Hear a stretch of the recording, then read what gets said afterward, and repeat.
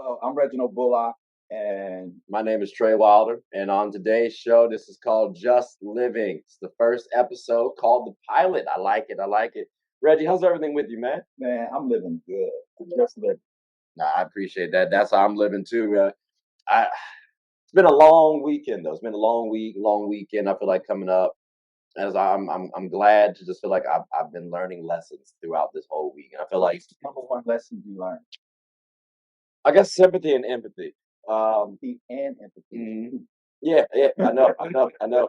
Because I haven't necessarily been in someone's shoes recently, Okay. but they were going through something. But I've also been in something a little similar because it's like family related. So, So, what's the thing that somebody was going so long story short, they didn't necessarily get kicked out, right? kicked out of what? Of their house. School? No, of their place, of their Okay. house, of their house. And so it was like a little family ordeal that they had.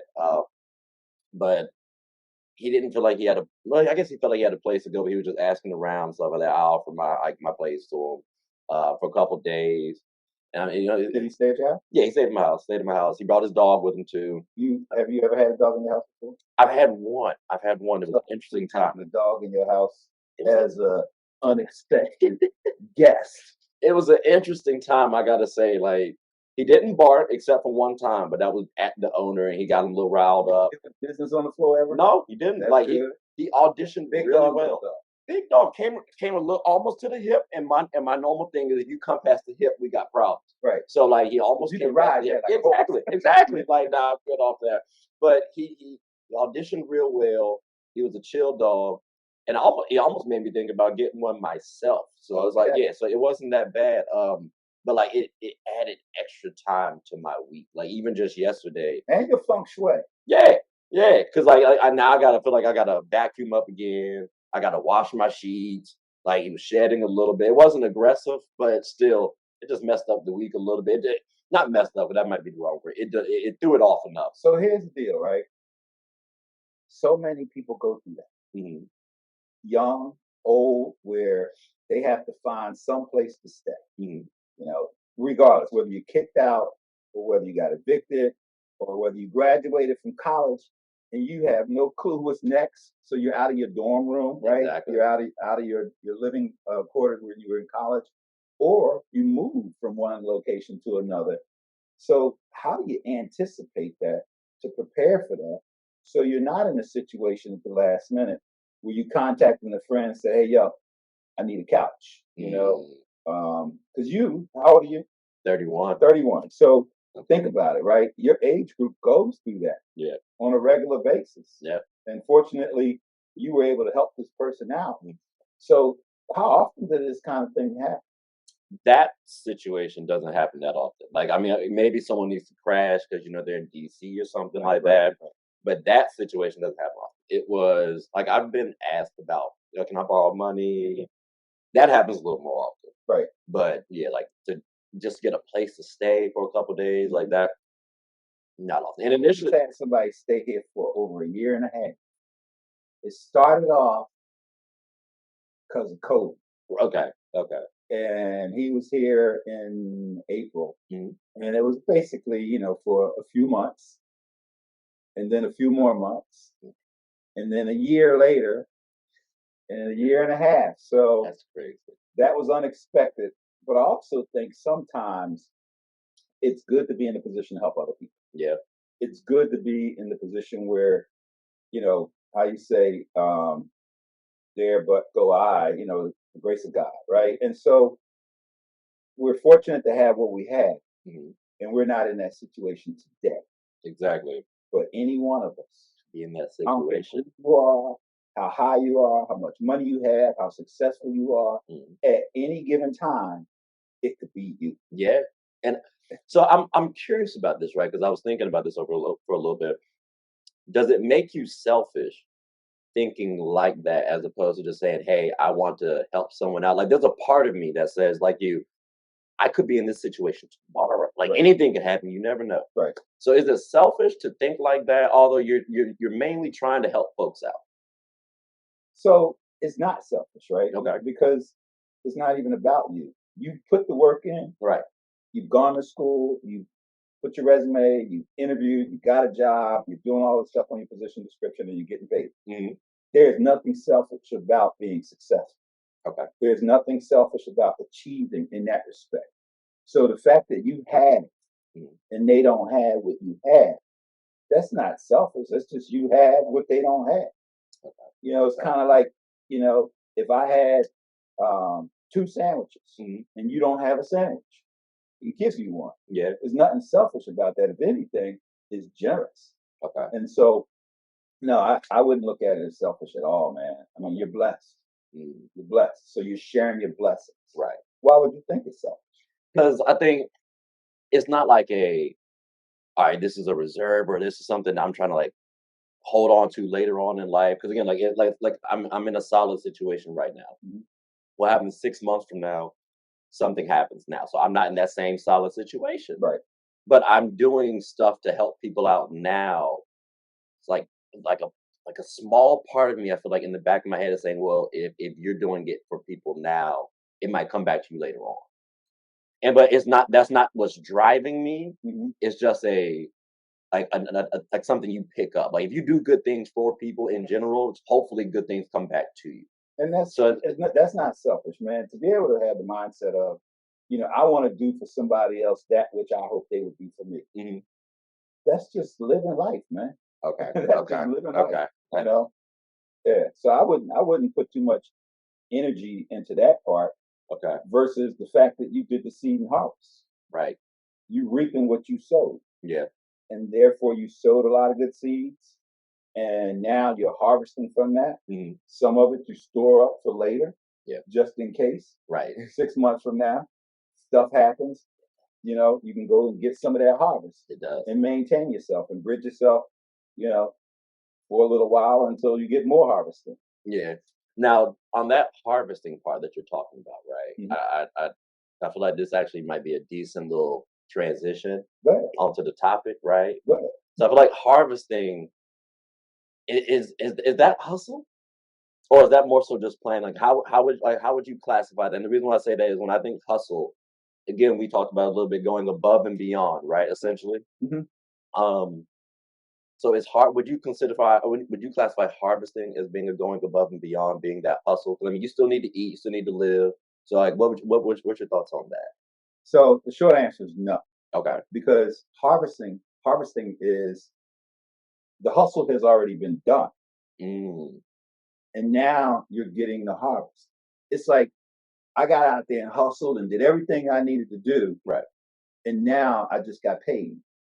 Okay. Getting paid is not the hustle. So the harvesting, when you say that, it's the getting paid aspect. It's the results. It's not the. Yes, it's the result. Okay. Okay. So when you were saying harvesting, I was thinking you meant like going out, getting the food, gathering it together, stuff like that. I thought that's what you meant by like harvesting. I guess That that's that part is gathering is harvesting okay. because you Okay. can't gather nothing if it's not there. Yeah. You can't bring it back if it's not there. Right. So all of that is still harvesting. Okay. But let's take it back to the farm, right? Mhm. Somebody's got to clear the field. Right. Then you got to plow the field. Then you got to plant the seeds. Mhm. Then you got to water it. Then you got to take the weeds out. Mhm. And then you got to balance the whole element of it being too dry or too wet. Right. And then you got to watch it. Now, this could go on for 3, 4, 5 months.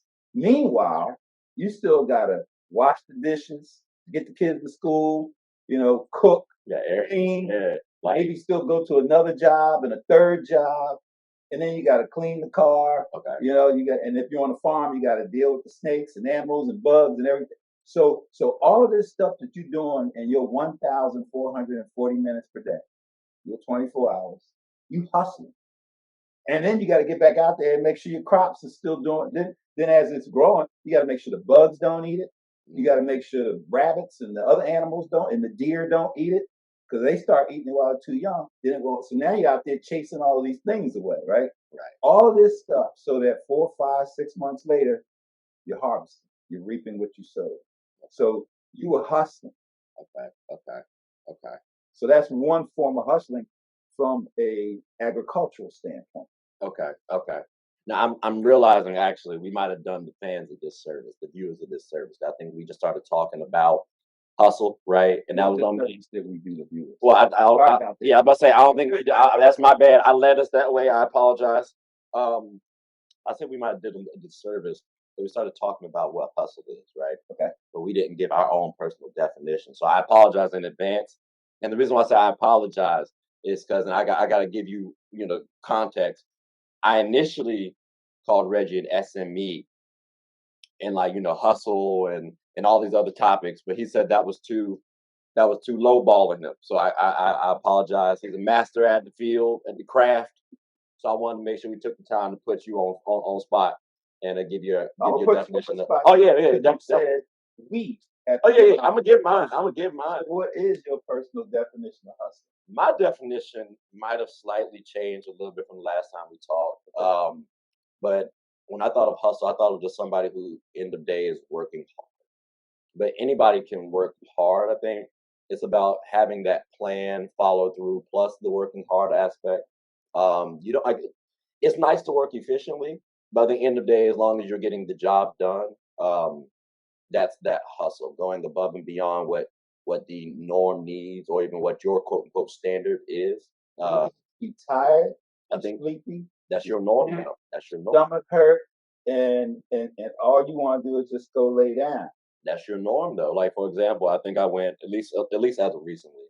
So like last night I didn't go to bed till like 12:30. That wasn't because I was out late or anything like that. Again, I told you I had a friend who needed help, Right. so he had to go drop off his dog, and he had a basketball game and all this other stuff. So it impeded on my time. Mhm. But I told you I was gonna be here around a certain time. I'm gonna try to get here before 8 o'clock. This, that, and the third.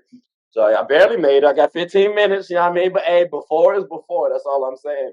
But I think you gotta note, okay, this is what you want to do. This is something you gotta do. How do you get it done? Right. And there's no excuses. So like today, like I said, I wanted to get here before 8 o'clock. I got here at 7:45. So if I got here after 8, that's not really hustling. That's me making excuses. That's me saying I'm not taking this seriously. That's me pretty much slapping you in the face because I mean you didn't have to help out. So it's like to me, I think hustle is just going above and beyond, taking the, I guess, right steps to make sure you're using your time effectively and getting the job done end of day. How about yourself though? Because I was trying to start with you, but I guess they say you got to save the best for last. So let's see how this definition goes. So hustling. Uh, Back in the 60s and the 70s, you had a lot of folks out there who couldn't find a job. Hmm. You know, the segregation and the racism and all of that had kind of made the landscape to the point that most black people Hmm. could not go and get an executive job. Hell, they couldn't even get municipal service jobs. Hmm. And at the best they could get was like farm work or factory work, like labor stuff, right? Right. So how you gonna buy a Cadillac, a nice house, television, and get your family nice things and send them to college if you don't have no money? Hmm. So if you don't have no money and you don't have a good job that's gonna pay that money, then how are you ever going to get out of that rat race to be able to pay for the things that you need to pay for to take care of your family? Yep. You get your hustle on. So back then, a lot of people are familiar with the movies where you had pimps, prostitutes, drug dealers, gangsters, folks running numbers, Mhm. speakeasies. All of those things generated revenue. Right. So, to one extent, that's a business. Right.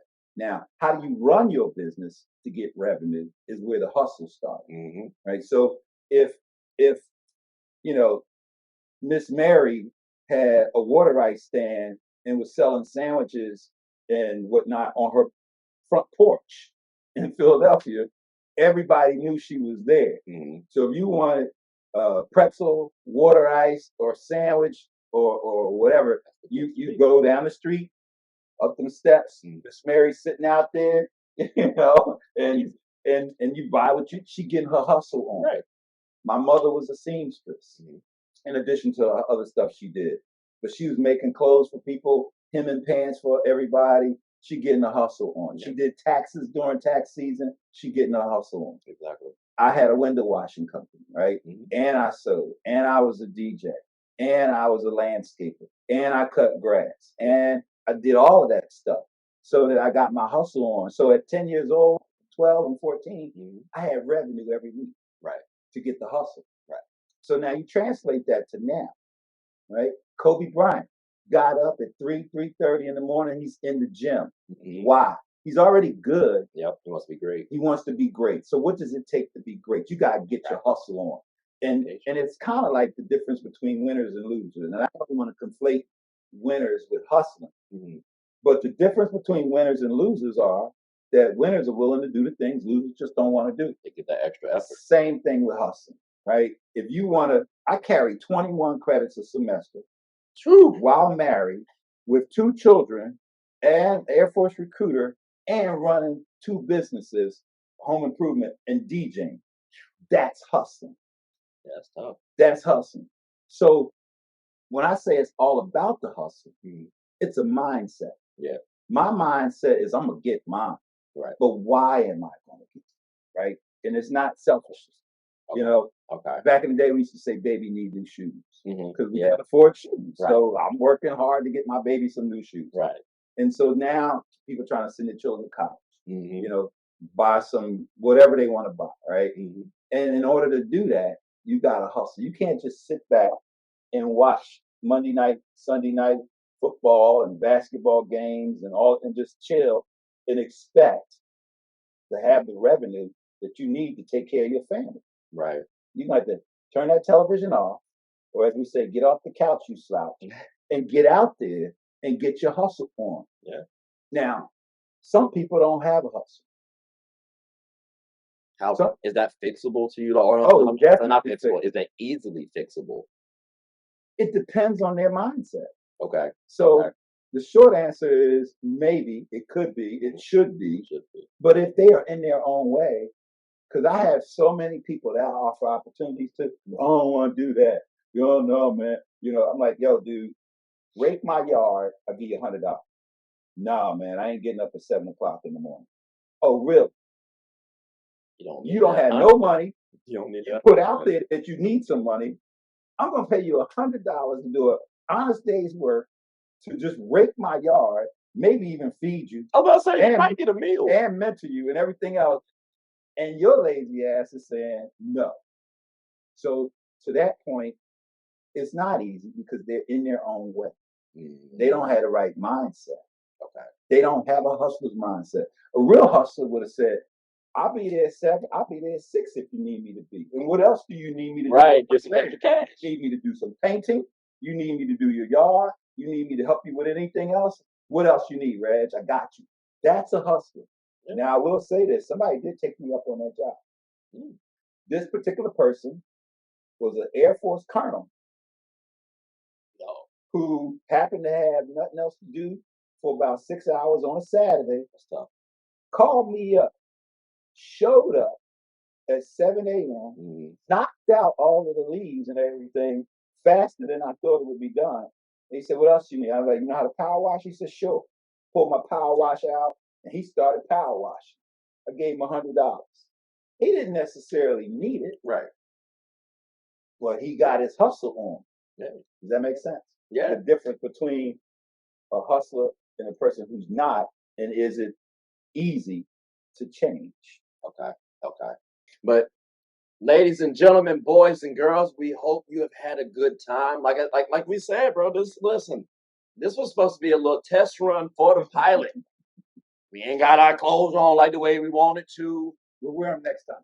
Hey, next time. But definitely hope you all appreciate this conversation.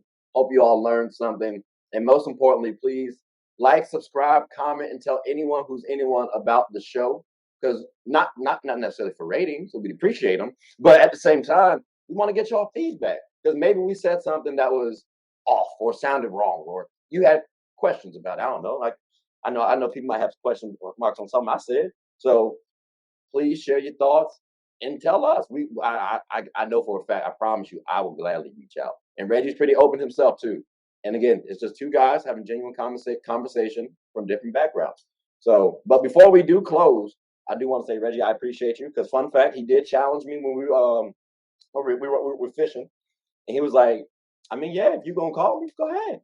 And if you know Reggie, that's more of like, I'm doubting it a little bit. So I was like, nah, I'm gonna go ahead and make sure I call this man next day, next week type vibes. And I did, and now we're here. And this is really motivating because I gotta go help a friend move after this.